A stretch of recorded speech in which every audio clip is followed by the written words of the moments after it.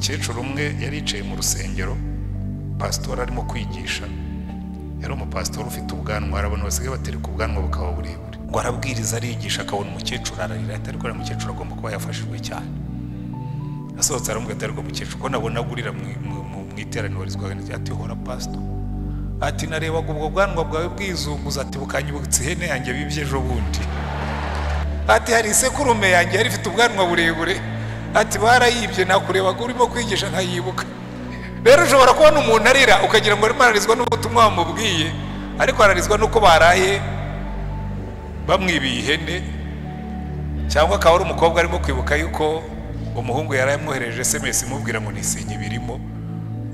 Kubera iki? Yicaye imbere y'Imana arimo gutekereza ibindi. Harimo bamwe babatetse, hari abandi bamaze kujya ahandi, kuko turi indangare n'imbere y'Imana, ariko umwami wacu ni muzima.